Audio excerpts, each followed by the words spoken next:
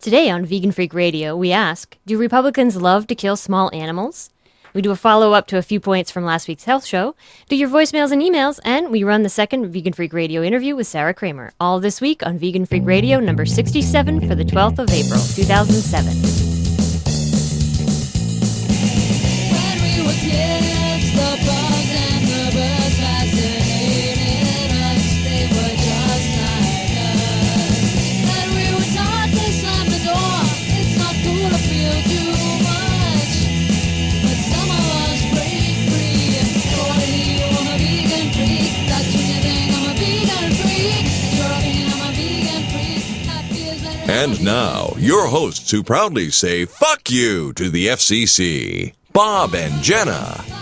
Whoops. I fucked up there. Sorry. I messed up. My bad. I screwed up. I screwed up. What can I say? Let me turn this down a little more. It's a little loud. I'm still getting used to our new equipment. Well, not new equipment, new software. Yeah. So, hey, welcome back. Hope everybody's doing well out there.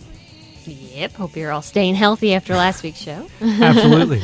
Yeah. So let's just get right into the show because we have a bunch of things to do and I want to do them. And I don't know. I'm afraid I'm going to run out of energy. Okay, well, let's do them then. Okay. Before we get started, I want to make an announcement. A happy announcement. For those of you that have been listening to the show for a while, you know who Dino is, or if you've been on our forums. Dino has been on the show. He will be on the show again next week if things don't fall through, but they shouldn't. And I just want to say Dino has been working on a cookbook all this time, and the cookbook is now available for pre-order. And with some special, I hate doing this shit because it sounds so commercial, but special limited time pre-order pricing, 20% off actually. So if you use the code EM20 at checkout, you'll get 20% off of the book, and you can get it at tofuhoundpress.com/isell3. Okay, tofuhoundpress.com/isell3. Dino's book, 20% off of the cover price of $17.95 if you order now. It'll ship by the end of April. But enough of that kind of commercial corporate bullshit. Let's move into some of the stuff following up from last week. Okay. I know last week's show was a departure for many of you. And I think a lot of people liked the departure. Of course, Certainly. some did not, but... Well, yeah, but I mean, the feedback from that show actually was way beyond what we expected. Yeah. And I want to thank everyone who's written to us or said nice things about it on the forums, because it was a weird show for me to do. I don't like to talk about my own health issues for a variety of reasons. And I guess when we were talking about it, I thought I'll talk about it if I think it might hit or resonate with someone, and it seems to have resonated with quite a lot of you. Mm-hmm. So, yeah, overall, I think it was a very positive thing, and hopefully it got you thinking a little bit, at least. And I know that Visanto Molina's interview and Drina Burton's suggestions were all very helpful to a lot of people, so... Absolutely. And in case you missed it, if you didn't see in the show notes or in the forums or whatever, Drina has posted on her blog. She typed out what she read and then added some additional hints. Vive la Vegan. ViveLaVegan. Blogspot. Blogspot.com? Yes. Okay. So you can go there, and if you didn't, get a chance to scribble them all down, or if you want to look at them further, go to her blog. Absolutely. And, yeah, I guess a lot of the questions we got tended to be sort of like, what do you eat kinds of questions. Mm-hmm. And I don't really want to go into that on the show in a huge way. I mean, No. maybe one day we could do another show not too far off, or for subscribers, we could do a kind of follow up on what we eat, like a day of what we eat. Yeah, It it's just a little be boring. really boring. Yeah, but we did type out some of it on the forum, so if you go check out the podcast thread, it's linked through our main website, so... And a recent question we got from Kitty Veg, actually the vocalist on our theme song. She was asking, do you eat nuts? Nuts. Yes. Yeah. It would be the answer to that. I eat nuts. No, we do. I don't eat a lot of them, though. No. But we don't eat nut butters either because they're concentrated. That's right. So, but we do eat handfuls of almonds. Walnuts. Walnuts. I eat walnuts in things. I eat some sunflower seeds, but they're not a nut. That's mostly it. Walnuts and almonds. That's really it, isn't it? Really pretty much it. Cashews occasionally. Oh, yeah. But very, very rarely. Yeah, We haven't 'cause had those they're in higher fat. weeks. No. So. But that's about it. So we'd eat them as a snack and in cereal and muesli and all that kind of stuff. Actually, we don't eat cereal, but oatmeal and muesli. Yeah, if I put them in my muesli. That kind of thing. So, yeah, I do eat nuts. Another question that we got, and it was a part of a longer question, but I thought it was interesting to talk about because it related to... Shit, do I have that printout here? Did I lose the printout? I went to the trouble of printing the damn thing out. Now I can't find it. Anyway, the question was basically... There's 2 pages here. No, that's not it either. Keep talking. Okay.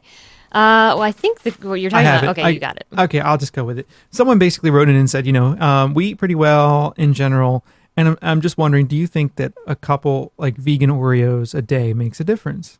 Do you think that makes a big difference? And initially I would, before all this shit went down with me, I would think no. But now I think yes. And actually, this is covered really well in a book that's called Mindless Eating by Brian Wansink, I think is his name. He is a professor at Cornell. Interesting book because it talks about these little places in our diet where we can find these kinds of extra calories when we're not looking for them. And I think I just took the example of Numinos, and because I don't really know, I'm sure there are other vegan Oreos, but those are the ones I'm familiar with. And I'm sure they're all pretty close. Yeah. And so I looked at Numinos and I thought, okay, well, let's see. What does 3 Numinos a day do for you? Oreos are vegan too, aren't they, supposedly? I think now they are. It varies. Like some older formulations had whey in them, but now I think most of them are. Yeah. So anyway, if we look at Numinos, the product description says a creme-filled wafer cookie. The ingredients aren't so hot, really. Unbleached flour, organic unbleached flour, organic sugar, powdered sugar, organic palm oil, canola oil, organic cocoa, organic cocoa and cocoa, organic unsweetened chocolate, natural flavor, salt, sodium bicarbonate, and soy lecithin. Anyway, those are the ingredients. But what's interesting about it is that 2 cookies is 130 calories, 4.5 grams of fat, and 10 grams of sugar, 20 grams of carbohydrates, all that stuff. To cut to the chase here, 3 cookies, if you eat 3 cookies a day, it's 195 calories a day. So if you were to eat that every single day, and most people wouldn't, but let's just say for the sake of the argument, you consume 3 cookies a day. That's 21 cookies a week, which is 1,365 calories in a week of cookies. If you do that for a month, that's 5,460 calories. Now, how many calories in a pound? 3,500. Okay, so that's 1 month. You've already consumed 1 pound, right? You will have gained a pound. Well, you will have... Pound and a half. Yeah, Almost. you will have taken in more than a pound of extra calories. Now, whether you're exercising to burn those calories off or not is a different matter, but you're taking in all those extra calories, right? If you do that over a year, and let's assume you're eating 3 Oreos every single day for a year, possible, probably a little out there, but possible, that's 65,620 calories or 18.7 pounds. So if you were to do that every day for a year, let's just say every day for a year, you took in 200 extra calories. Maybe it's not Oreos, maybe it's some other shit. I don't know what, but if you were to do that every day for a year, you could gain 20 pounds in that year or 19 pounds in that 1 year. So that's a stone and some for, right? Yeah. So I just thought I would try to sound all cool with people on the other side of the pond, hooking up with some of that UK slang. Well, not slang. It's not slang. It's everyday. Right. It's vocab. Yeah. It's everyday vocab. For them. But not anyway. The point is that yes, these little things can make a big difference. Yeah, and I think that really illustrates the point we were trying to make last week, which is that sometimes food can really add up. They can indeed. And also goes along with what we were saying about how you don't necessarily think you're eating all that bad, but the saturated fat and white flour that you're eating there, that's the totally devoid of nutrient flour, is... Digested. That means you're digested and then does bad things to your body, the saturated fat. Those are the 2 things combined in one item that makes cholesterol go up. And I think at the point I was trying to make on the forums a lot was then you're not eating things that are good for you. You're not eating the whole foods that would provide great nutrients for you. So like fruit. So yeah, I think it's kind of a double whammy. Exactly. And like I said, that mindless eating book really does cover this kind of stuff really well because, who thinks 3 cookies is a lot? 3 Oreos, like big throughout deal. a day, you eat 1 after breakfast, you eat 2 after dinner. You don't think of it. 3 Oreos is not a big deal. I mean, I could eat 3 Oreos like, like that, whatever. It's nothing big. But if you do that regularly enough, it can really add up. So that's one point I think is important for us to remember and you're right about the sometimes food. It becomes more often than sometimes. So what else do we have to talk about from the show last week? Well, we got some. Oh, you just read a new book that you wanted to talk about a point that you read in there. Someone, I think Joanne on the forums had recommended that I check out Brendan Brazier. Brendan Brazier's book Thrive. Yeah. So I just started reading that. Interesting book actually because he pushes this chlorella shit really hard and this maca shit really hard, and I don't really know what either are. I mean, he's going to talk about it later in the book. I'm only in the first 50 pages or so. But anyway, interestingly enough, he makes a point in the book that I think is really vital, is that basically because the way that, the way that we're always regenerating cells in our body, that you are literally made up of that which you have eaten in the prior year to when you exist, right? So what your body is made up of is what you are consuming. So if you're consuming fatty, junky, horrible, processed, chemically laden food, you're going to be consisting of those things and therefore not feeling as optimal as you could. Mm-hmm. I thought that was a pretty powerful point. That is. And actually, a really good point as to why you don't want to eat meat either, and dairy and eggs. That's true. You become a giant egg. Yeah, you're eating all of that saturated fat, cholesterol for health things, and then also I think you're just eating this decaying flesh. It's not what I want in my body. I agree with you. But anyway, Brendan Brazier is interesting because people don't think, that you can be vegan or that you can subsist on a whole foods diet and be an athlete. But he runs triathlons. He does ultra marathons. Yeah, he's a very active athlete and a professional athlete at that. Yeah. So he has this whole system which he promotes because he believes it is resulted in better performance for him athletically. So it's an interesting book, though. Maybe we should try to get him on the show. That'd be cool. Yep. We should. So, all right. Yes, we also got email and voicemail feedback we just wanted to lump together right now. Yeah, and I actually want to just again say thank you to everyone out there who has written to us about this or who has been in touch with us about this. It was overwhelming and it was cool because we did the show and we were like, we weren't real sure about it, Mm-hmm. That's how I felt. Yeah, I wasn't sure if people would like it or not. Yeah, I think some of our listeners didn't. But, we can't please everyone all the time. No, that's for sure. Yeah, not that we ever really try. No, we don't try. But the point is that I just want to thank everyone out there who's written to us, and we do try to respond to you. So we did get some emails and voicemails about this, and I thought one of the emails would be interesting to read. This one's from Tim, and Tim writes, I really enjoyed your health podcast 2 years ago. As a 307-pound diabetic, I declined an ordered triple bypass in favor of a low-fat vegan diet, Dr. John McDougall style, and exercise. The result is a sustained 90-pound weight loss and from 7 pills a day to 1, and no need for the operation. I started as a nutritional vegan, but under the influence of you two, Eric M., and even Bob Linden, I am coming to appreciate the impact on animal suffering in the environment as well. Thanks for and keep up your good work, Tim. Excellent. And I think that's so cool because it's so powerful. I mean, 307-pound diabetic, was on the verge of getting a triple bypass and said, no, I don't think so. I'm going to work and defeat this. And that's pretty cool. That is. The Ornish diet, I mean, not a vegan diet necessarily, but that's you see those same kinds of results from the Ornish diet as well. Oh no, the dogs are starting to fight. Oh no. Guys, they were being Em, so good for a little while. Come on, Em. Oh no. Oh no. All right. So what else do we got? We have a voicemail We have too. a voicemail also. It's related. Okay, let's hope the dogs don't explode into a furious ball of craziness. All right, here we go.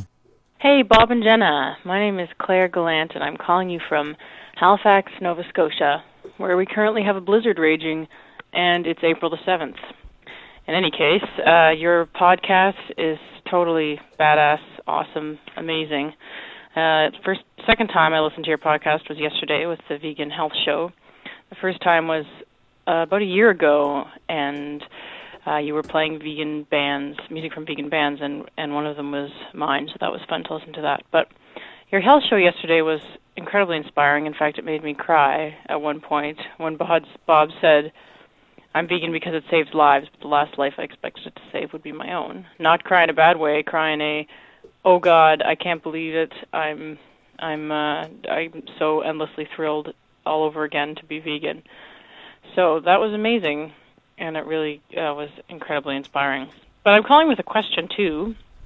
My partner and I have been vegan for about a year, steadily, and we've done all kinds of, I'd say we're pretty educated, healthy vegans, but your show just made me think, and he's been living in a separate city for a while, and thinks that he's really low in iron and GASP protein probably too. And I just wondered if you have any suggestions for upping your iron intake and what people can do about that, what vegans can do about that. Like you said, you wanted people to call and ask you what you eat for breakfast. I want to know what you eat for breakfast. I want to know what you eat for breakfast that helps you boost your iron, or whatever you eat that helps you boost your iron during the day, and how you do that. So, yeah, that'd be awesome. I'd love to know that. Well, thanks, Claire. Thanks for the kind words about the show. I really appreciate it, and I'm happy that that it could do something for you. Yeah. And as for your question, I don't think you should assume that you're low on iron and protein unless you have a blood test that tells you that. Yeah. Because, you can't really know. And I think it's really, really, really hard to be low on protein unless you're completely malnourished. I think it's a John Robbins thing, but basically his argument is that you're getting enough calories, you're getting enough protein. Yeah. I don't know why. I guess I'm kind of curious as to why someone would think they were low on iron. Yeah. I mean, for a woman, that's a concern because they're bleeding once a month, right? Oh, Yeah, but I think it's even rarer than people assume. yeah. But for men, to my knowledge, iron isn't really an issue on a vegan diet. I don't really know that. I'm not a nutritionist, but That's true. And if you're not sure, I mean, if you want to make sure you're eating the right things, then by all means, go contact a nutritionist. absolutely, and, have the test done, Yeah, exactly. or just have your diet analyzed as you eat over a couple day period, and you'll know if you're getting enough iron and enough protein and enough whatever. Yeah. But basically, the plant foods that do have iron, and I think Visanto talked a little bit about this last week during our interview. And again, Becoming Vegan. If you ever have nutritional questions, Becoming Vegan is the book for you. Foods that have iron include beans, dark green leafy vegetables, tofu and soy, whole grains. So that's, again, not the white flours, but the whole actual grain. And things like apricots, blackstrap molasses has a lot of iron for some reason.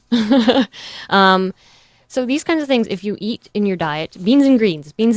Yeah. If you eat beans and greens, you're getting protein, you're getting iron, you're getting all kinds of wonderful vitamins. Well, So- just to give you an example, I have my summary here from Visanto I was just looking at, and my daily requirement of iron, my recommended daily requirement for a person my height and weight and all that is 8 milligrams, mg. I guess that's milligrams, right? 8 milligrams. Seems like a lot. In any case, during this day, I ate a salad. I ate some steamed broccoli. I had some beans, some cauliflower, some lentils, tomatoes, onions, celery, some popcorn, soy milk, things like that. And I just a variety of those things, not a ton of them. And during that day, I had 29.12 milligrams of iron, 364% of my daily requirement. And I wasn't even thinking about it. So I was really just eating broccoli. I mean, I could literally go down the page and tell you everything I ate that day because it's sitting here and how much of it I ate. But it's nothing all that exotic, right? Soy milk, like I said, broccoli, just really straightforward stuff. So I think the key is just eating a variety of things, and that's how you get plenty of iron. Yeah, and if he's thinking we're not obviously not doctors or nutritionists, but if he's thinking he's low on iron because he's tired, there's probably other reasons for it. Maybe stress, work, It could be anything. lack of sleep. It could be anything. It could be eating too much processed stuff that makes you more tired too. So, But again, who knows? I can't Right. recommend enough that if you have the disposable income and you are worried or concerned about your diet, that you consult with a nutritionist like Visanto. Someone who's cool with being vegan. My consultation with her was very useful. Like I said, I have this like booklet full of information about my diet over 3 days that I was just able to look at really quickly and tell you. So I don't know what to tell you to eat iron, to get a lot of iron, but those things I ate and had no problem achieving my iron for the day. Yeah. So I don't think iron's a huge issue for... No, as long as you're eating a well-rounded whole foods diet, you Yep. get everything you need, Absolutely. except B12, in which case you have to take a supplement. That's true. So that's, I think, mostly what we learned. So Yep. So what else, John? I think that's all in terms of our follow-up from the health show. I'm sure we'll have more of this as we come along. Yeah, exactly. And as for what I eat for breakfast, I eat a muesli. I just want to... Everybody keeps asking me about breakfast. That's because I posed the question last About week. breakfast? Yeah. Well, for breakfast, the thing I eat probably most days is muesli. And it's like a little bit of oat bran, some thick cut oats, sunflower seeds, a small number of chopped walnuts, raisins. What else is in there? A grated apple. Am I missing? Soy milk and water. Soy milk and water. And that's really about it. So, and I really like that. It's filling, it's hearty, and it's high fiber. So, Yeah, that's one thing we definitely do not have a problem getting is fiber. God, no. So God, no. We actually have that I'm vegan and I poop 3 times a day sticker from Food Fight in our bathroom, right over the toilet, right over the toilet paper holder. Yeah, the toilet paper holder. So non-vegans come to our house and they're like, oh, really? You know? So, yeah. But anyway, Claire, thanks for the comments on the show. And only twice in a year. I mean, like, come on, man. No, not a year. It's been, 8 months or 7 months? Dude, we need to get you listening more than twice. yeah, really. Come on. There are a lot of other good shows out there. We do compelling radio like this all the time. Just ask our listeners. So, I don't know if we do it that compelling, but it sounds good. Sure. So let's move on because, Okay. we need to just move on. Okay, you got some clips to play and some things to talk about. I do. I saw this on the forums. I thought this is kind of interesting because I mentioned last week on the show that I've been listening to the back episodes of the Satisfy the Mind podcast. And on one of those back episodes, the host, your host, as he calls himself, talked about how Bill Frist used to go out when he was in medical school. This is really horrible. And by the way, Bill Frist is, he's a U.S. Senator from Tennessee, right? Yeah, something like that. Wasn't he the House Majority Leader? He was for a while. House? Senate Senate Majority Leader? He would be a Senate Majority Wow, Leader if he's yeah, a senator. great. Yeah. I'm up on politics. Anyway, he was a majority leader, was he not? Mm-hmm. I'm sure we'll get all these things telling us that we're stupid. I'm an anarchist. I don't fucking care about government. No, I do care about government. I just want it to go away. And not in the way that libertarians do. In a very different way. But anyway, Bill Frist, a senator from Tennessee, what he would do in the 1970s when he was at Harvard Medical School. And he documented this himself in his own 1989 book called Transplant. And in the 1970s, he would go to the SPCA and adopt kittens, keep them as pets for a little while, and then operate on them. Like he would do operations on them to hone his skills. So he says here, let's see. He says, I treated them as pets for a few days, and then I carted them off to the lab to die. And I was totally schizoid about the entire matter. By day, I was little Billy Frist, the boy who lived on Bowling Avenue in Nashville and had decided to become a doctor because of his gentle father and a dog named Scratchy. By night, I was Dr. William Harrison Frist, future cardiothoracic surgeon who was not going to let a few sentiments about cute, furry little creatures stand in the way of his career. In short, I was going a little crazy. And he goes on to describe his experiments, and he says, it can even be beautiful and thrilling work, as I discovered that day in the lab when I first saw the wonderful workings of a dog's heart. I spent days and nights on end in the lab, taking the hearts out of cats, dissecting each heart, suspending a strip of tiny muscle that attaches the mitral, I guess, valve to the inner wall of the cat heart, and recording the effects of various medicines I added to the bath surrounding the muscle. I lost my supply of cats, he goes on to say. I only had 6 weeks to complete my project before I resumed my clinical rotations. Desperate, obsessed with my work, I visited the various animal shelters in the Boston suburbs collecting cats. It was a heinous and dishonest thing to do. And indeed it was. Actually, this made me think of someone. I ate his liver with some fava beans and a nice Chianti. Chianti. Yeah, that's really sadistic. It is pretty sadistic, and it completely fraudulent. The ASPCA says probably illegal as well. So Frist, Republican. I'm not trying to make any generalizations here. I'm just putting the information out there for you to decide. You can think whatever you want. I'm just providing you with some information. I'm not saying that this suggests a trend. I'm just saying, here are some examples that I find troubling. So Bill Frist apparently was involved in that. And then on the forums, someone had, where the fuck is it? Oh, there it is. Yeah. Sorry.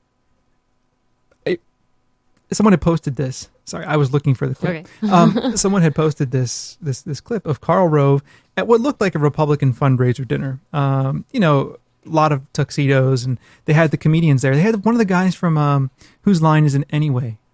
Colin, I think his name's Colin. Bald guy. They're all bald on that show, aren't they? I don't know. I don't remember. I hate that show. Mm-hmm. Anyway, I mean, I just can't. Colin, the Canadian guy? He's on the Canadian shows? Yeah. Huh. That guy. The Canadian guy. Yeah, he's also on I think I've seen him on the Air Farce. Is that it? Where is it? What is that show with this? about the 20-minute news. This hour is 20, hour is 28 minutes. Some 22. Well, we get CBC and we watch it every so often, and not often enough to know what all the shows are called. But anyway, he was there, and so they had these comedians doing this little stand up at this dinner, and they had Karl Rove up, and the president was there and everything. But Karl Rove, for any of you who are not familiar with U.S.ian politics, architect of the president's plan to overthrow the world, essentially. PR man. He's the evil henchman. He is. Actually, Bush calls him Turd Blossom, but Great. Here's the little clip, so I'll just let this roll. What do you like to do for fun when you're not working? Do you have any hobbies? By the way, the guy who was talking right now is a comedian trying to roast Rove a little bit. So just so you know the back and forth here. I don't know if I made that clear. Do you have any hobbies? Like to go home, get a drink, generally of a non-alcoholic nature since I don't drink, and then tear the tops off of small animals. Tear the tops off small animals. Actually, yeah, they're so better when they're topless, aren't they? Yeah, okay. Headless. Okay, so you like to rip the heads off of... This is like Silence of the Lambs, isn't it? This is like... okay, so, but do you actually have any hobbies that you can... do you have any collections? I readily admit that I'm a practicing philatelist. A practicing philatelist. I think that has to do with stamps. God, I hope it's stamps.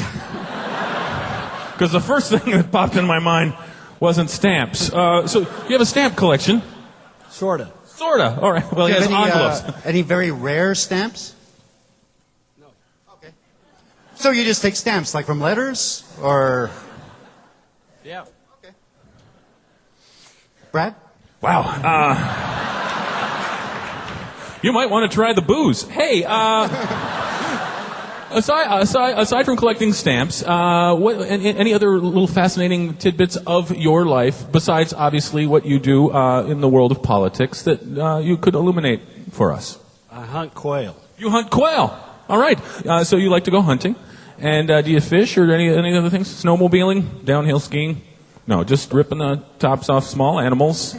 Stamps. You ever just rip a head off a squirrel and then put a bunch of stamps on it and mail it to yourself? Okay. Probably not. Okay, well, I think we've really learned. It is going downhill, but it's going to get even better. Do you mind if I call you Karl? Is that okay? All right. Ooh, yeah. What? Okay, so he was obviously joking for the first part. Of course, he was trying to be funny though. But yeah. But that's weird, man. Yeah, that is weird. Who gets up and says, "Yeah, my hobby is going home and having a non-alcoholic drink and ripping the heads off of animals"? What? He's generally a non-alcoholic drink because he doesn't drink. Yeah. I ate his liver with some fava beans and a nice Chianti. I'm just saying. I don't know that there's a correlation between political party and the desire to destroy animals, like in the way that serial killers do as they're in training. I'm not making that correlation. I'm not suggesting that connection. I'm just putting the facts out there for you, our dear listeners, to make these decisions on your own.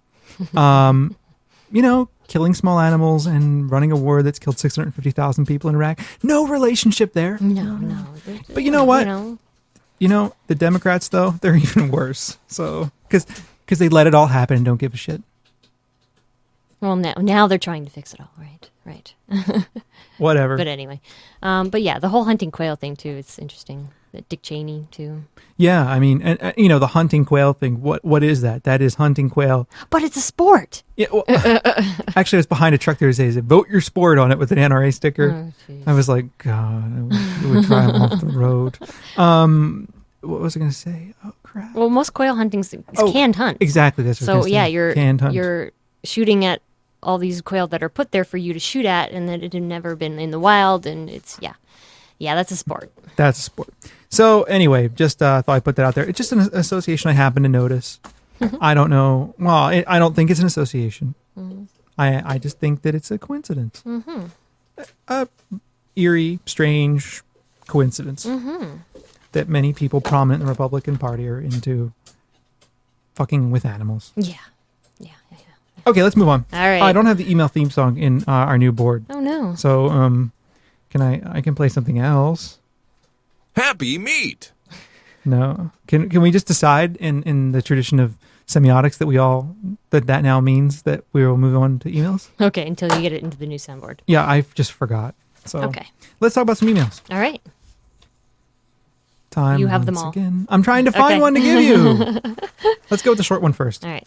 All right. So someone writes and says, Corey writes and says, I have a simple question for y'all. And she does write y'all. Am I a vegan? Am I a vegan or am I vegan? I feel silly when telling people about my veganism because I don't know which is correct. So she wants to know, when you say when you identify yourself as a person who abstains from all animal products for ethical reasons, do you say I am a vegan or I am vegan? No, wait, I am a vegan or I'm vegan. The article is the problem. Yes. Is this a noun or is it an adjective? Yeah. I think it's both. I usually say I'm a vegan. I'm a vegan. I'm vegan. No, it depends. I don't know. It depends. Yeah. I say both, I think. Someone's like, here, will you eat this hot dog? I'm like, no, I'm vegan. So. I yeah. think you're both vegan and a vegan. So, yeah. My response was, beats me. I think they're both fine. Yeah, I think it's more of a matter of personal preference. I think it is too. If you have a personal preference about whether you are a vegan or vegan, let us know. Mm-hmm. Moving on. Okay, this one's from Kayla. Hey, Bob and Jenna. As a vegan, I may be a little biased, but I find this whole low-carb diet a bit odd. I had already known about it for a while, but really touched a nerve over scroll vacation when I was home watching a low-carb cooking show with my dad. The host was making low-carb sandwiches that would help you lose weight. This is how he made them. First, he took 2 slices of low-carb bread, which I figured was okay. Then he took some chicken skin and cooked it in a pan. Ew. To get the juices out. Then he cooked up a variety of chicken livers. The chicken livers and the greasy fat from the chicken skin were blended together to make some sort of spready paste. This got caked on the bread. Then about 3 inches each of turkey, roast beef, and cheese were added to the sandwich, on top, which topped off with hard-boiled eggs.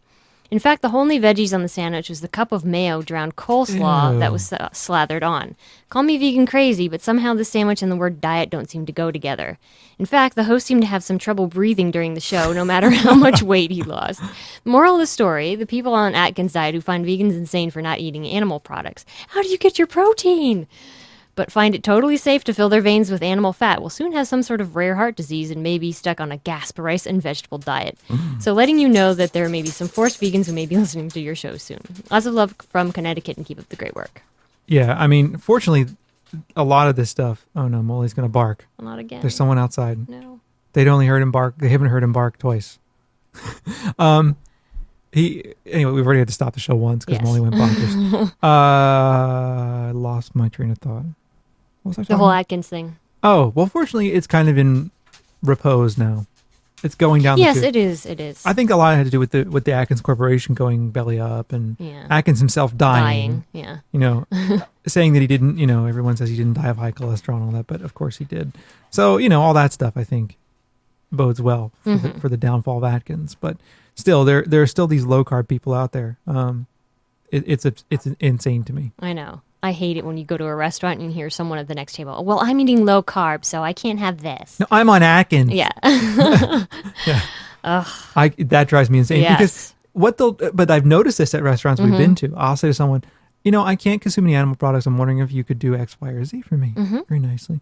And they'll be like, no, you know, we really can't. We can't do that. They're like a little more strident, right? But then you have some asshole at the next table who's like, I'm on Atkins and I need X, Y, and Z. And then all of a sudden it's like, oh, okay, no problem. Yeah, right. You know, and I'm like, fuck you. You're going to help this Atkins loving asshole eat and I'm going to starve because you think Atkins is some kind of valid way of having a diet, whereas my choice is not being respected because you're a fuck up.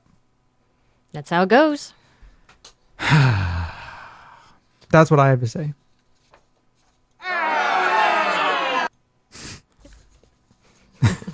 What? Nothing. All right. Go Next ahead. email. Oh, You I have it. Right. This one is from Jesse. Jesse says, hey, Bob and Jen, I'm not sure if this is the right place to send this, but I was reading Glamour this morning. Hey, I need my girly fix. And came across a few things I thought you might get a kick out of. Or a few things that will make you really angry. Anyway, in this month's Glamour, they have an entire section of, quote, the 10 easiest things you can do to help the planet, unquote. Of course, there was no mention of vegetarianism, let alone veganism, but they did advise readers to, quote, choose organic grass-fed beef and to, quote, pick milk that comes from a local dairy.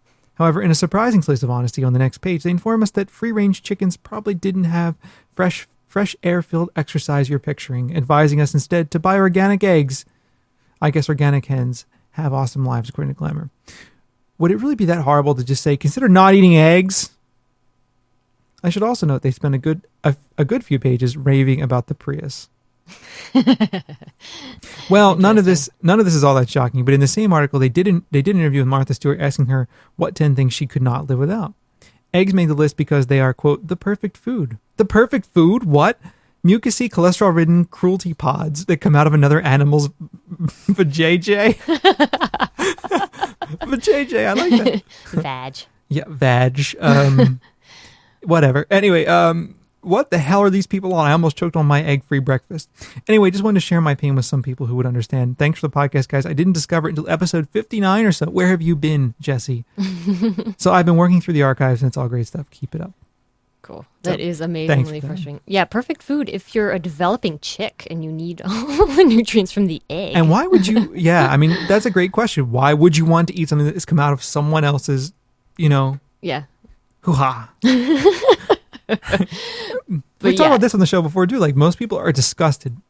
Humans who drink milk, dairy, from cows, are disgusted by the idea of like grabbing the breast of a lactating woman, a human woman, and sucking it. Yeah. Right? They find that completely disgusting. But they'll go and literally drink the juice that comes out of a fucking herbivorous animal. What the hell? I know. And That's eat the weirder to me. menstrual product of a chicken. Yay. Yeah. Ooh. Yeah. I like that sound. I'm really into that. Yeah, but yeah, perfect foods. Yeah, you're right. Saturated fat and cholesterol bomb is what I call them. I like that. But the way that she described it was pretty funny. It is too. funny. Let's see, where was that? Mucousy, cholesterol-ridden cruelty pods. Did I say cruelty-free? I always say... You did. Uh-oh. Cruelty pods that come out of another animal's vajayjay. That's awesome. That's That's good. brilliant.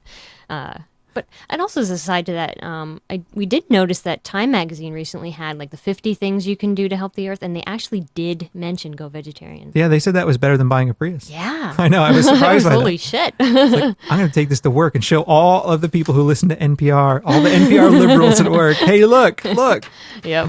No, I'm just kidding around. Yeah, but I couldn't believe it actually made the list. It's amazing. I've long since given up trying to talk to anybody at work about anything that of course deals with any of these issues. Mm-hmm. Yep. All right. All right, that's all our emails. Now you have to pretend that you're hearing the voicemail theme. Jenna, do it. Sing. No. Okay. No. You don't want to hear me sing. Actually, that's true. Bob and Jenna Show. There you go. All right. Bob and Jenna. Woo! That's us. That's the voice of Vegan Freak Radio. All right. Let's move on to the voicemails. Yes. We've got a couple this week to deal with. Well, not to deal with. That we're looking forward to talking about. Two of them, I would like to say very happily, came from our new My Chingo system over on the veganfreakradio.com webpage, where you can go with your very own computer and a microphone and leave a message for us. Now, I would like to encourage this because the sound quality is significantly better, as you will hear. Hi, Bo and Jenna. This is Tijmetje, vlogging Fiona on the forums, and I thought I would try this thing because, well, you said no one had tried it before, and I don't know, I felt a bit sorry for you for bothering with putting it up and making things easy for We'll take the sympathy vote. us, and then no one uses it. And so I'm trying it, and I really hope it works. And it's really nice, actually. You can just record and stop it and re-record and whatever. You hear that, everybody? It's really nice, actually. You can stop it and record and listen to yourself and see how you sound. And if you're overseas like she is, it doesn't cost you anything. And that's right. The joys of the internets. The internets. The internets. Yeah, I don't actually have anything to say, but I just wanted to try it. I wanted to try it last week because I have to be at my boyfriend's to try it. Because he actually has microphones and proper computers and all that. And a connection to the internet, which is very, very handy. And I love him for that, but and other things. But I forgot last weekend because I don't know, I just did. You might have noticed I don't actually have anything to say or anything like useful to contribute and all that. Just was saying, I really like your show, and I'm always very amused listening to it. And I don't know, it's fun being a freak, or at least, and if you know some other freaks. Yeah. So that's it, really. Love you. Bye. Thanks, Flogging Fiona. Yeah, we're not even going to attempt to pronounce your name. I was trying to tell Jenna that you had called, and I just couldn't say. I couldn't say it. I'm really sorry. I don't want to. Yeah. I'm not trying to make fun of you. No. I can't. It's me. I'm an American. Big, slow moving, a little stupid. American. I speak English. No, you speak American. Yeah. No, anyway, thank you for the call. You see, didn't that sound, all of you out there, didn't that sound very nice? It did. Sounded much better.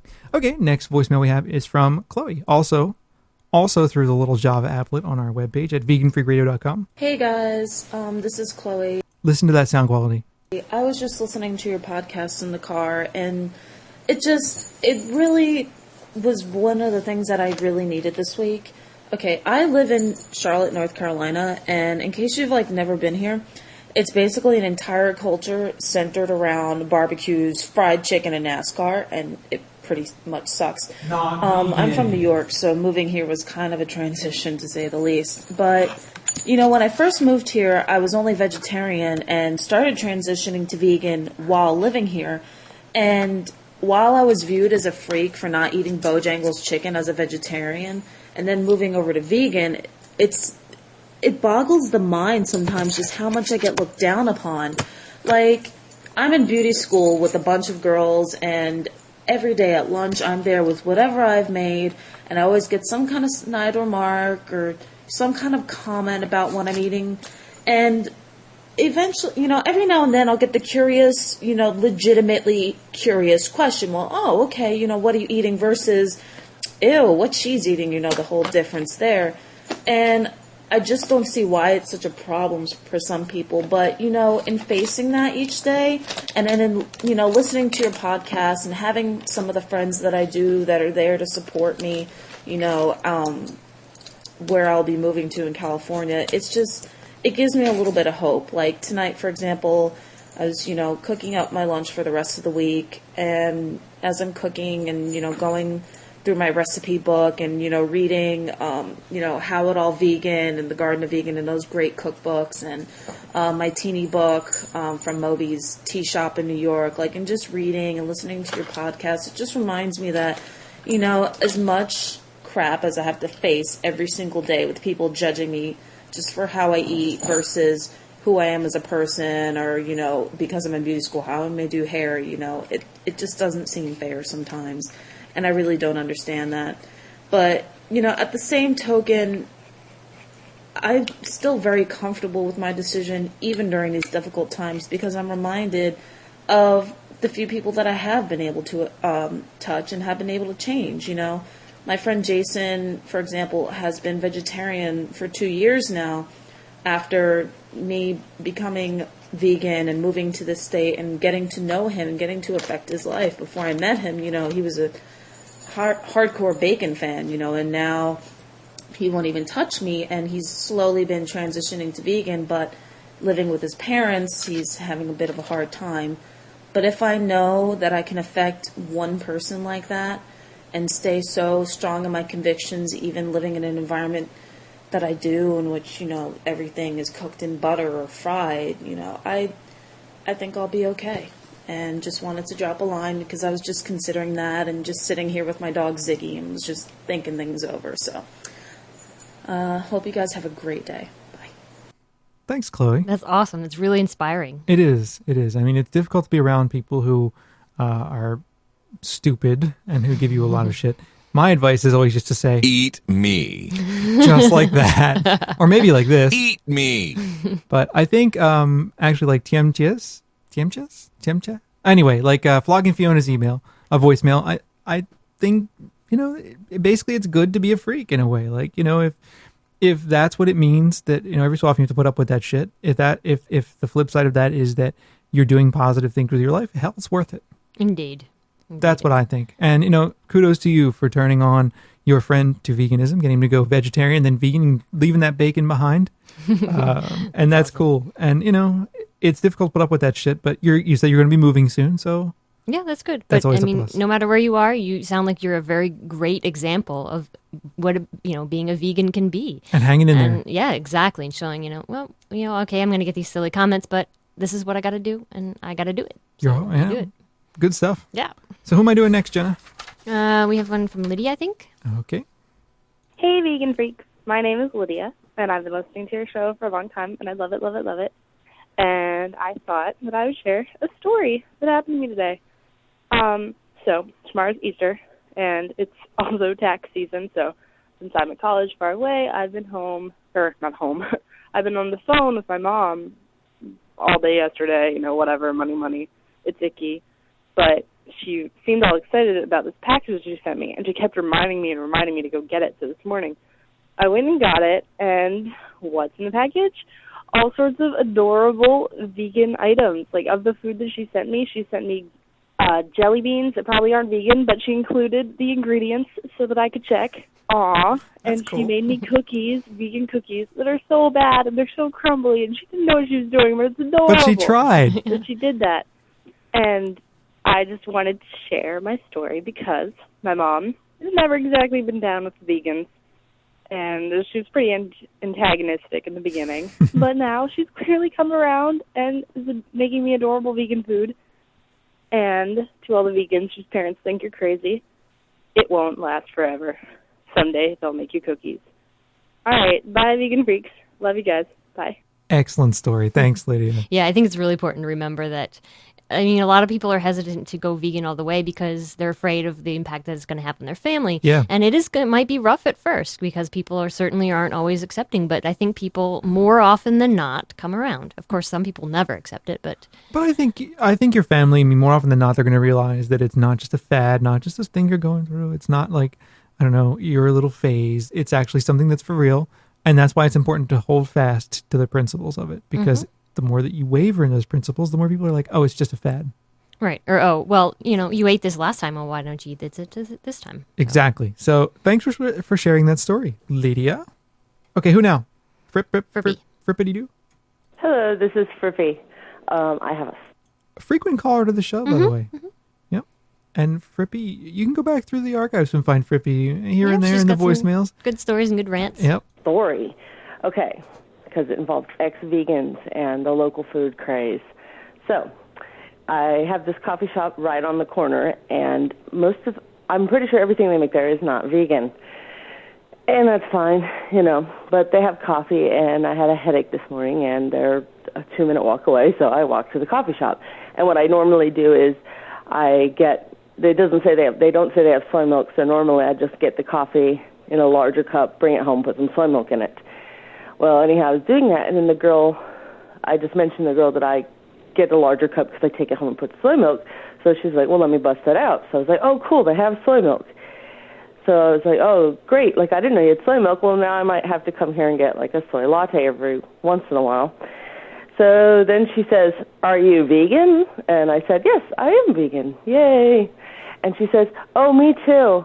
Well, I was for 2 years until I started working here, and I've been trying things like, the pastries and the cakes, and I don't regret it. And I just wanted to wince and say, and I was thinking well, yeah, when I first moved here to this neighborhood, I wasn't vegan, and I tried some of the cakes, and they were good, but I don't care anymore. But then she's like, are you vegan for health reasons? And I just shook my head and no,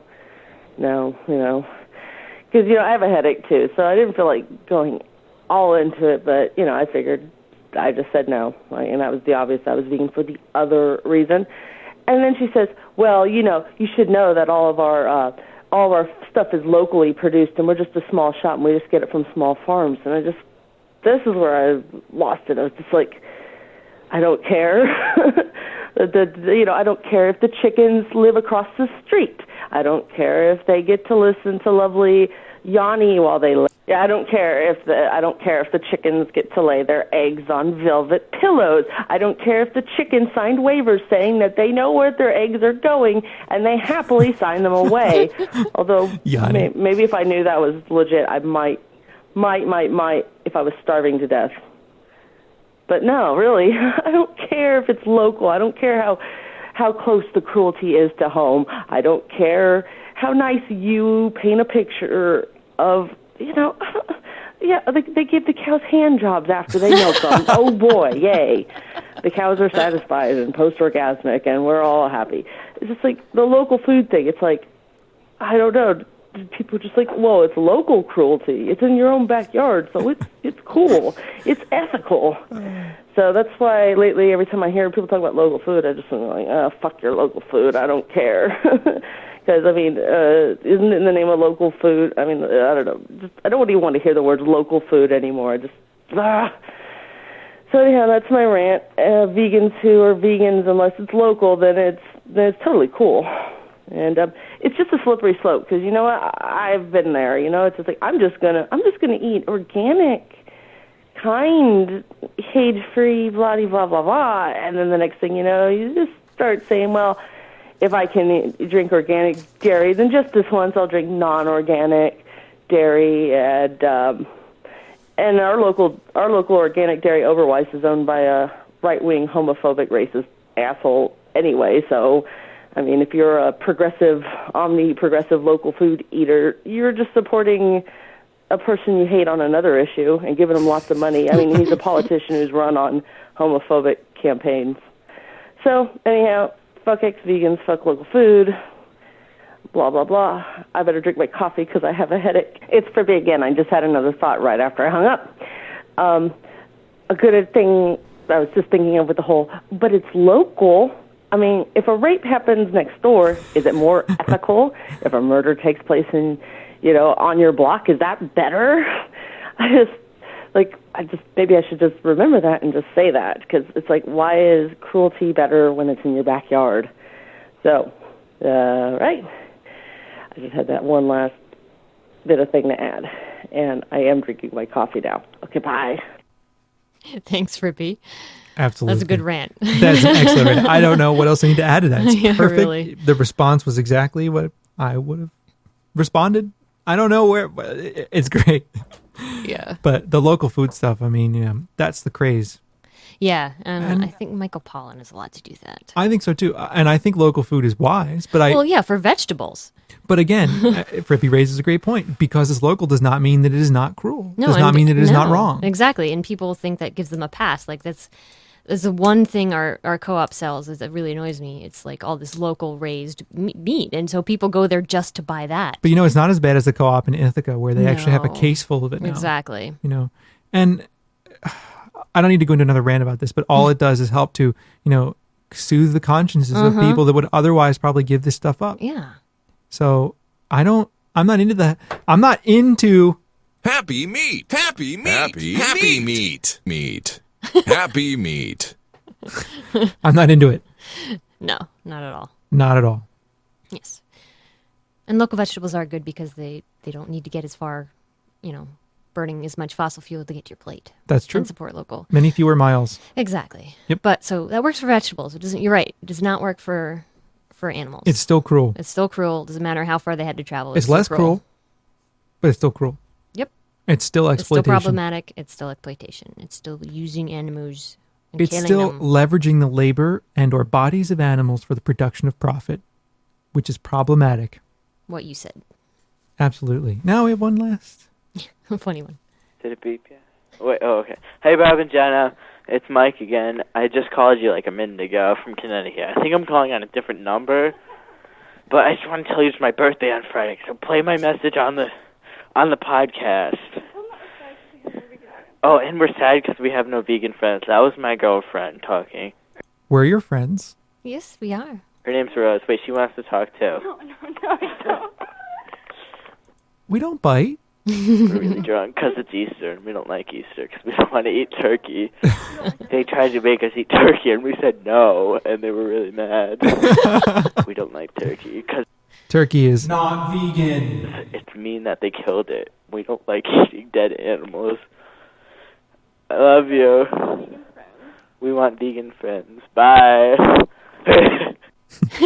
Well, we're your virtual vegan friends. We are. We're here to play your voice. But before we go on, I think we should wish you a happy birthday and play a little song for you. Ready? 1, 2, 3, go. Happy birthday, happy birthday, la la la la la la la la. It's your birthday, come on. La la la la la la la. Ta-da. That was good. Let's do a little polka birthday. I wish we had an accordion. Papa thing. Papa. It's your birthday, so sound like the Mexican one. La la la la la la la la. It's your birthday. It's your birthday. Special day. It's your birthday. It's your special day. We're here to say. It's your birthday. It's over now because we don't know any more of the words. Da da da da da da. La la la la la la la la la la. It's your birthday today. Happy birthday to you. We do some harmony. Okay. Random things you find on the internet. That's right. That's from the Internet Archive. Let's see. Should I give the person? It's a funny happy birthday song by Hoops and Yo-Yo. So congratulations. Happy birthday, Mike. Yeah. I hope you're totally having a good day, dude. Yeah. And he left a couple more voicemails after that, which I didn't play. But anyway, apparently he's going to get to meet Dennis Kucinich, which is pretty cool. And he invited us too, but it's kind of far. So Connecticut? In Connecticut. Yeah, it's pretty far. We're way upstate, so. Bummer. But thank you for thanks, the thought. Yeah. If you're far upstate, let us know. Yeah. We're way upstate New York, though. Right. Whenever we say we live in upstate New York, people are like, do you live in Buffalo?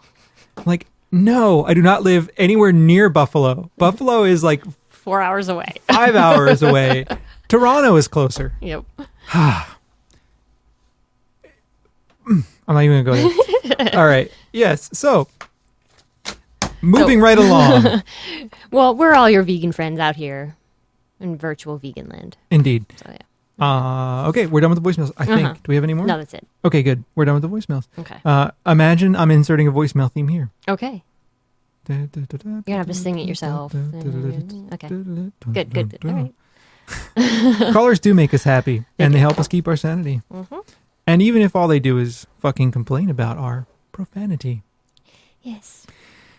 Put that number on your refrigerator door, 267-295-1944, or use that little Java applet that Bob was talking about earlier. That's right. That's what real women need. I love that sound. Yeah. I'm going to have to go ahead and sort of disagree with you there. Anyway, let's move on. Okay. So, last week, 2 weeks ago, some time ago, when Jenna was at work and I was home lounging around on my sabbatical, Sarah Kramer and I sat down on the Well, we sat down, but I sat down in upstate New York, somewhere near Buffalo. Because apparently everybody who lives in upstate New York lives in Buffalo. Uh-huh. I sat down on the telephone here, and Sarah Kramer sat down on her telephone over on the west coast of Canada, and we had a discussion. So here's what resulted. Hope you enjoy it, and we'll be back when it's over. Okay, it is our great pleasure to have Sarah Kramer back on the show. If you don't know who Sarah Kramer is, you must have been living under a rock for however long you've been a vegan for. Sarah Kramer is co-author of numerous vegan cookbooks, La Dolce Vegan, How It All Vegan, or Vegan, or I always get confused in that title. It's How It All Began. We talked about this last time. It's a play on words.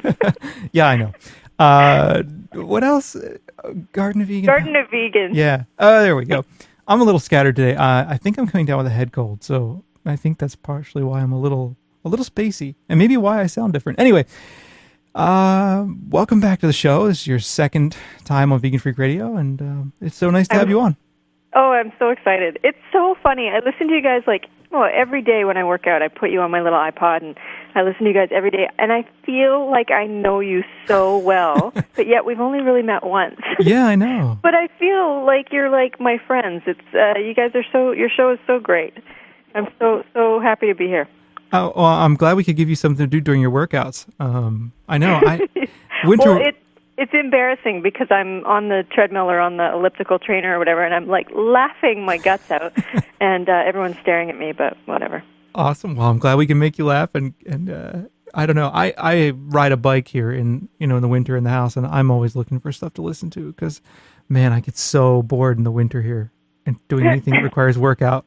So I know it's really hard. You need stuff that keeps you motivated. And listening to you guys, just like it just makes the time pass so quickly, and it's great.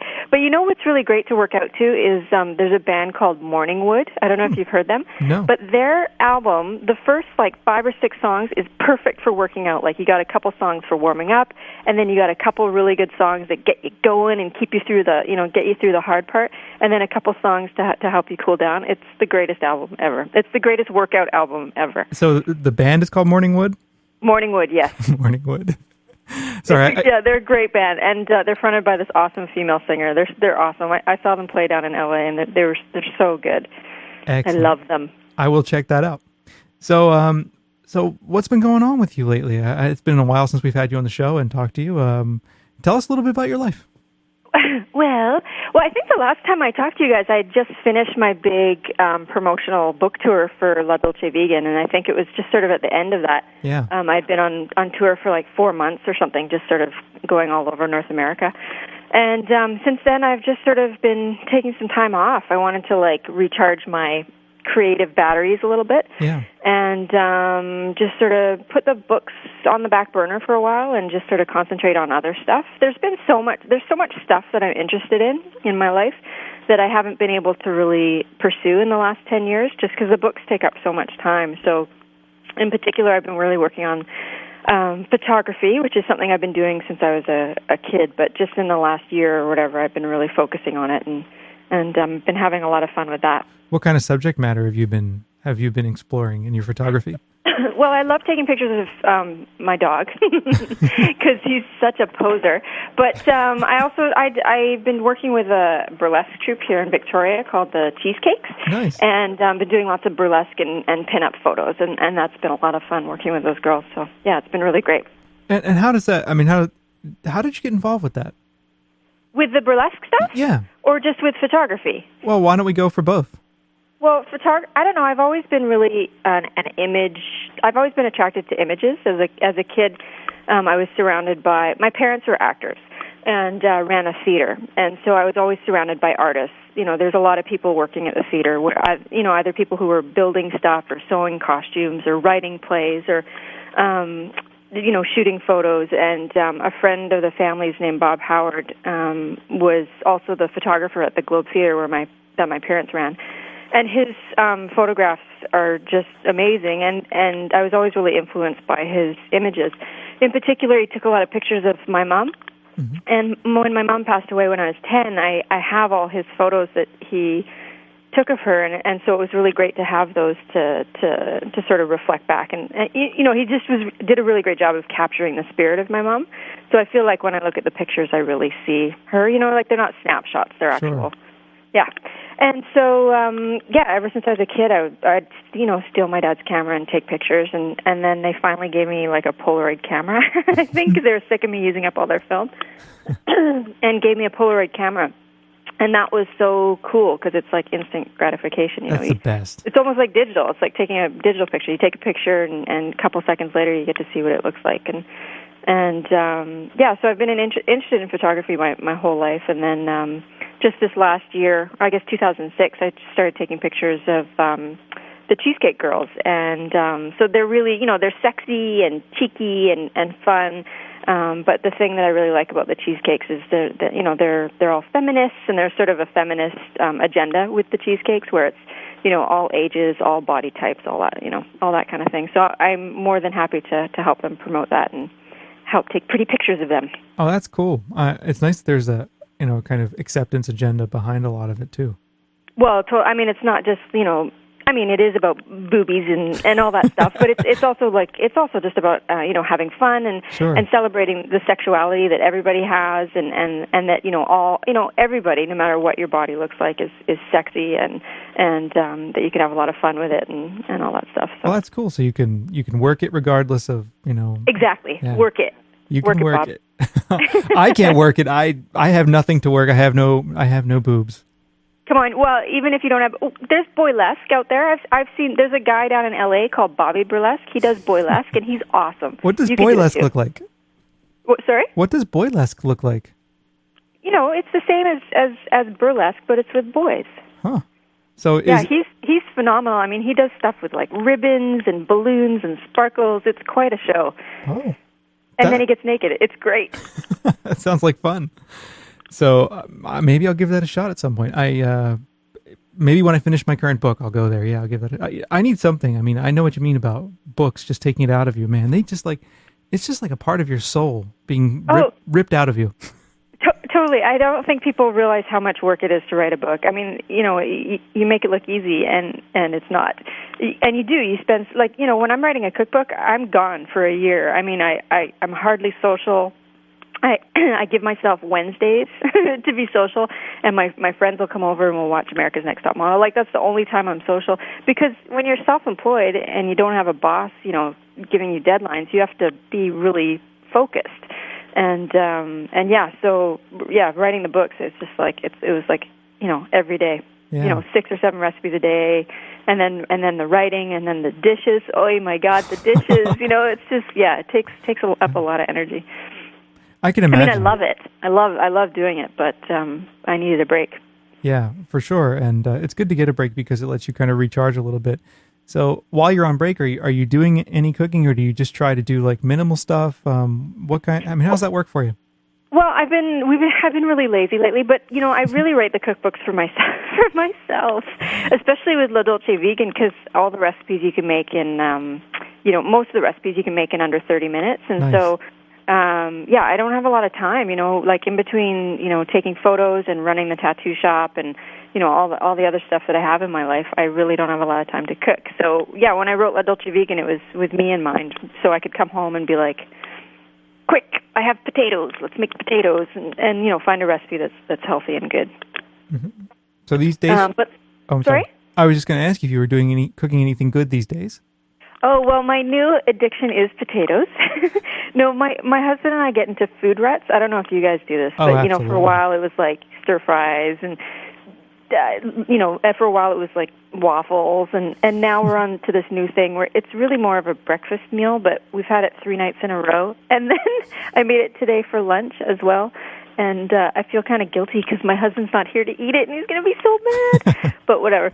So what is it? So it's okay. So I take new potatoes and I chop them into quarters, and then I fry those up with some tofu and a little bit of mustard seed and a little bit of curry powder, and good. a little bit of Bragg's just to give it some liquid to help it cook.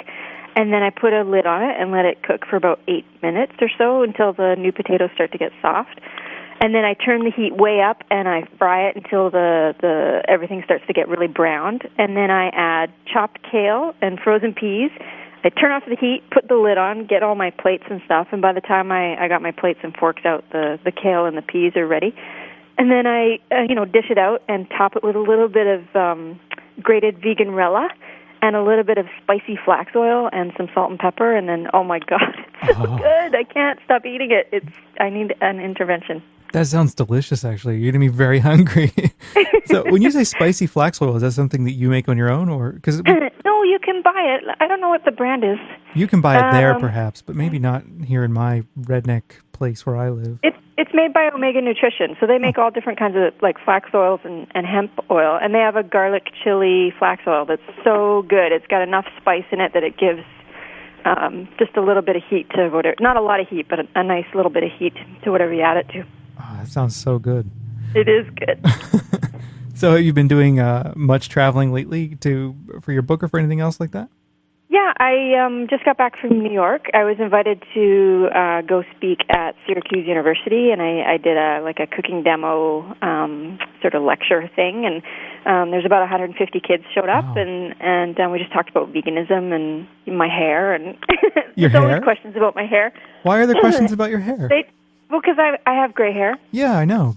And because it's naturally curly, and so everyone always wants to know if it's really gray and if I have a perm. So just to set the record straight, I've had gray hair since I was 9. Yes, I have gray hair. It's real, and it's naturally curly. I have a Jew fro. All right. So for the record, your hair is, in fact, not permed or dyed or any of that. Exactly. I am au naturel, but I actually just hacked it all off, and now I have like a super short haircut, and it's quite liberating. You know, I like having really short hair. Like I cut my hair really short a couple of years ago, and it's awesome. I don't have to really worry about it. I know. I mean, I was getting to the point with my hair where I was like blow drying it for like 30 or 40 minutes because my hair is really thick. Like I said, like it's Jew hair. Like it's like really ethnic, curly, thick hair, and it takes me about 30 minutes to get it dry enough that I can go outside and not freeze. And I was just like, enough. I'm sick of it. So I had a Britney Spears moment, and I went to the hairdresser. I'm like, take it off. So we chopped it all off, and it feels much better. Did you get a cheesy tattoo as well? I'm covered in cheesy tattoos.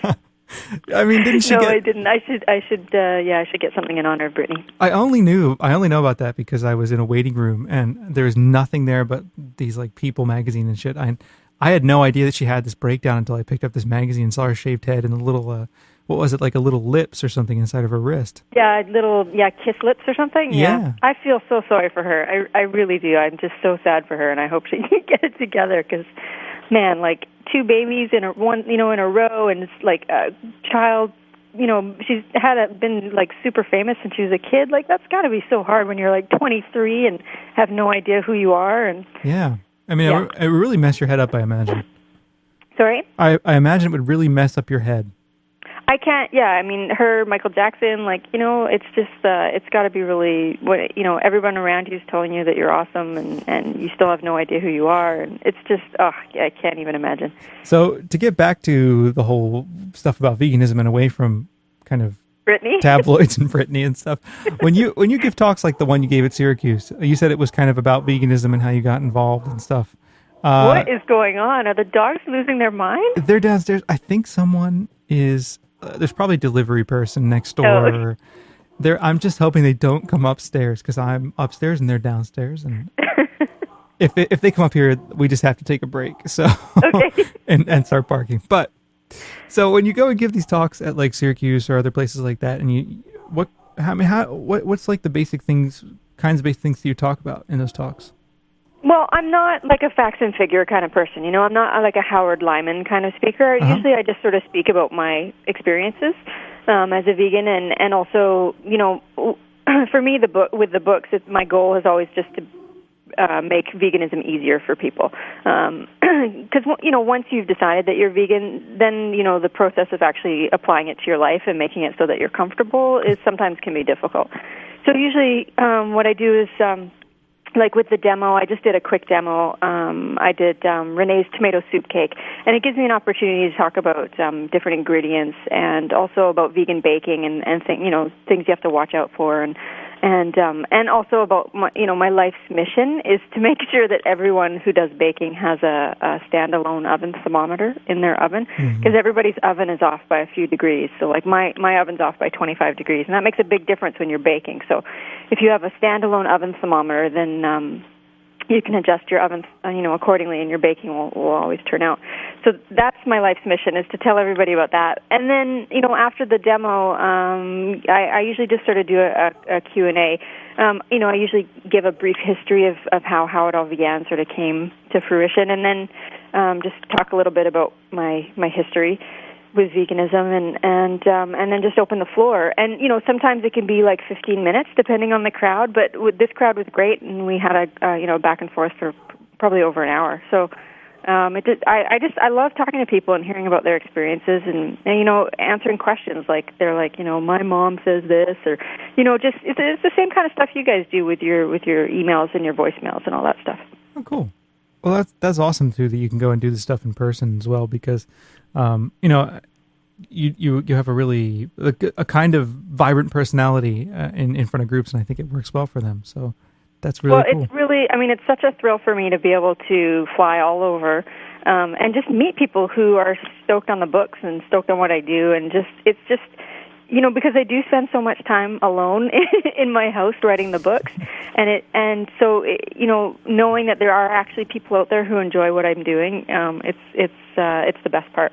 Excellent. So let's see. Is there anything else? Oh, what's going on at the tattoo shop? Anything good? Well, Jerry just in the last 6 months or so has been really working on a vegan ink. Nice. So now he's perfected a Jerry Kramer vegan ink. So I think we're one of the only shops in town that has vegan ink. So that's been really exciting. And the shop is just busy. We're just gearing up for a busy season. Summer is always really busy, so we're going to do a few renos before things start to get too crazy, and I get to go paint the walls. So glamorous. So what a glamorous life I have. And then later I'm going to take biohazardous waste to the garbage dump. So, yeah. Ooh, biohazardous waste. I love that stuff. Yeah, it's fantastic. No, but the shop's really great. I mean, it's so great that I don't even actually have to be there very often. So I just, I run in and I do the books, and then I get to leave. So it's great. Cool. It must be really tough to develop a tattoo ink as well. I mean, to get the consistencies right and the colors and all that stuff, that must be really difficult. Well, Jerry, I mean, it's funny, he was a little overwhelmed at first, and then I was like, you just have to think about it like a recipe. So then I helped him. You just have to write it down. It's like creating like a new cake or a new soup or whatever. You just got to write down what you're doing, and if you don't like it, you adjust it. And the inks he has now are really, really awesome. I think he's quite happy with them. Nice. So people can find out more about what Jerry does and the shop you and Jerry working at. Can you remind me the URL? I forget off the top of my head now. Well, the shop is tattoozoo.net. Right. Or if you want to visit Jerry's website, it's jerrykramer.com. And then if you want to see my photography, it's at sarahkramerphotography.com. Nice. And then if you want to know about the books, it's govegan.net. I mean, we got more URLs than almost as many as you guys. You need the URLs though. It's all about the internet these days. So the internets. Yep. It's all about it. All about the internets. So maybe I shouldn't ask, but when might we expect another book project out of you? Oh, God, I don't know. Is that painful? I don't know. My publishers are really pressing me to write another one, and so are the readers. And I told my publisher, I said, I need a year to just chill out and not do anything. And he's like, so you'll have a new book in a year? And I'm like, no, I need a year, and then I'll think about it. I just need some time to just chill. I mean, honestly, How It All Began came out in 99, and we had been working on it since 97. So it's been like 10 years of my life doing these books, and I just really just need to do some other things right now. No, that's cool. Also, I just don't know if I have anything left to say right now. Well, we also don't want you to burn out too, because I know how. Well, yeah. I mean, and I kind of feel that a little bit. Like it's just, and the other thing too is like when we first wrote How It All Began, there wasn't a lot of resources at that time. I mean, there's a few vegan books out, but not really a whole lot that was really wonderful. And now, I mean, forget about it. You go into the bookstore and there's like vegan sections now where you got all of Issa's books, and there's such a fabulous amount of vegan cookbooks out there that I really don't feel like there's a niche to fill anymore. And I like to think that maybe Tanya and I maybe open the door a little bit so that all these books can now succeed. And I think it's fantastic. I'm so proud of everybody. Excellent. Well, I'm glad there are all these books out there too, because it's nice to be able to recommend them to people, and they all have different strengths, and they all kind of attend to different things. So I like that too, that there's like a variety. So. Yeah, absolutely. And it's so funny in the last little while. Like I think Issa's book came out around the same time that my book came out, and I had so many questions from interviewers about like, how do you feel about Issa being the new Sarah Kramer, and are you jealous of Issa's success? And I was just like, what the fuck are you talking about? Like we're on the same team. I'm so proud of her and everything she's doing. So Issa and I we're planning on having a vegan pudding wrestling match. So I got to start training for that because she could probably kick my ass. She's pretty scrappy. Yeah, she is, man. I don't know where are you going to get that much vegan pudding? That's a lot of vegan pudding you would need to do that. That's true. Maybe we'll have to get sponsors. I don't know. Good idea. I don't know. Good point. Well, whenever you're ready to come back to writing cookbooks, we'll certainly be looking forward to having those around, and because we like your books are kind of a staple in our house. So that's awesome. Well, I'm glad to hear it. Well, anything else you want to mention before we call it quits here? Well, I want to know where you get where your new announcer voices are from. Is that like a friend of yours, or is it your voice and you've adjusted the sound? I wish that were my voice. I mean, I actually really I hate editing our show because I can't stand to listen to my own voice. I wonder how all these people out there do it all the time. But no, that guy randomly found him on the internet. I forget how. You know, I always read sites about podcasting, and I somehow saw he had a link for doing these, and they were really cheap. So I wrote to him and said, "Hey, would you say these following things for me?" And it was like $30. It was great.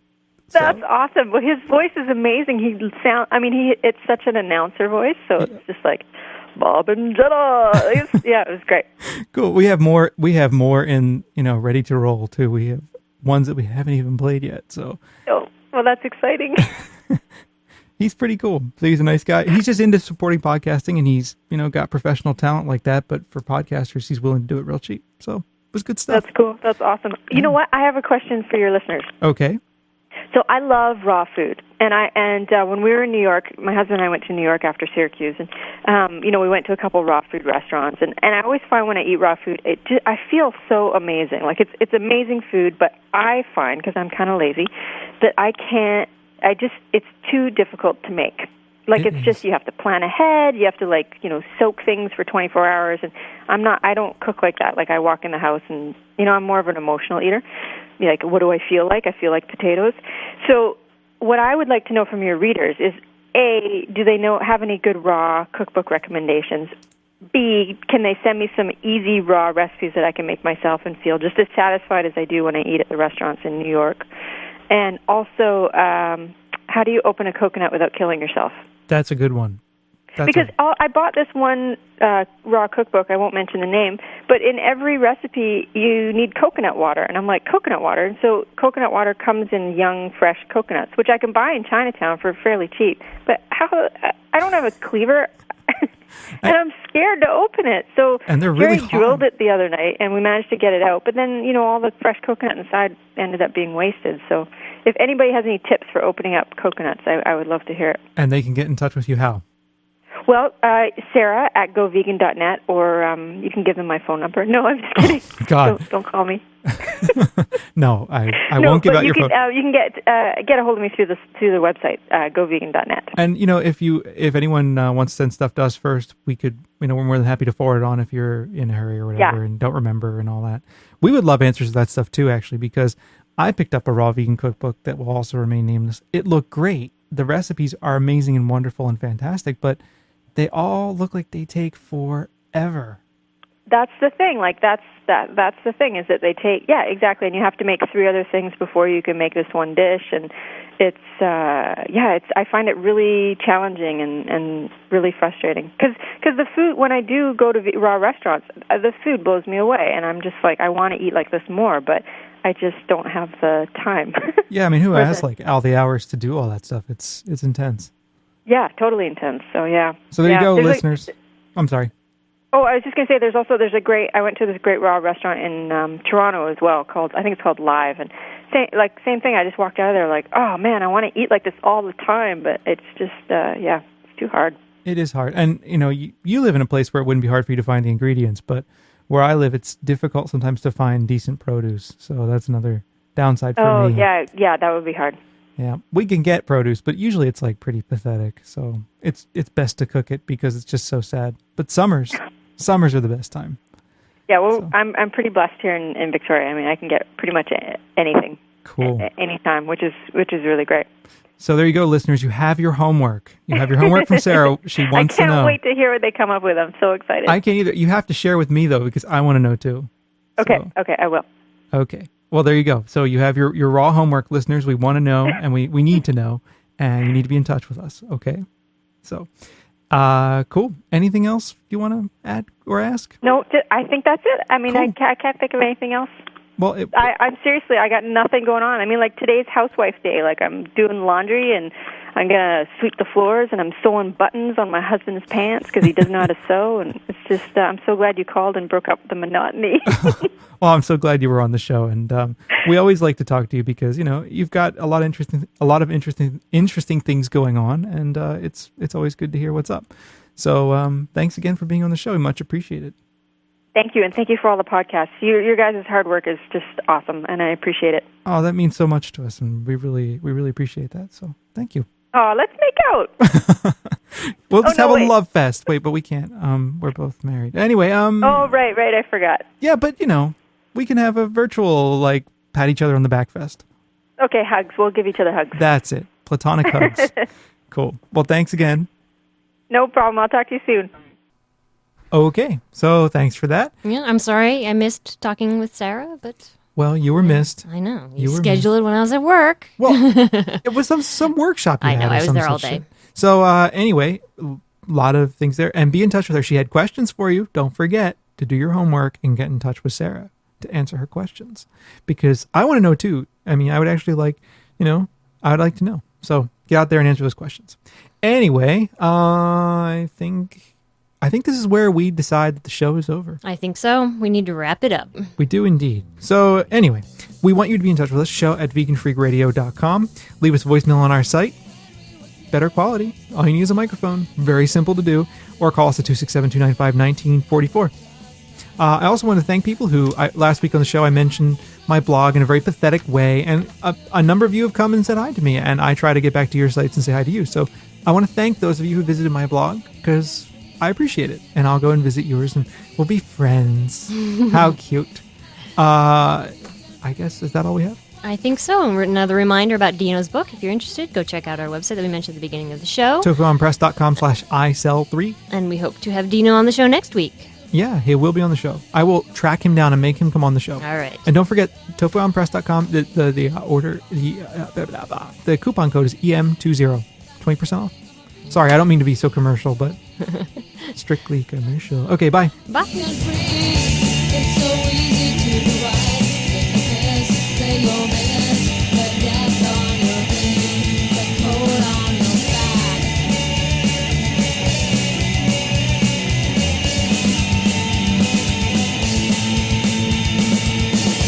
On you clever hiding fear behind flippant remarks. Well, what a surprise.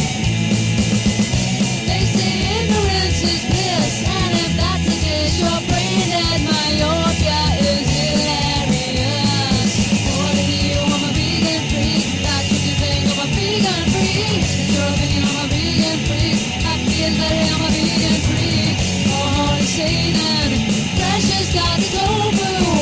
Thank fuck I'm normal, I'm a vegan freak. I ate his liver with some fava beans and a nice Chianti.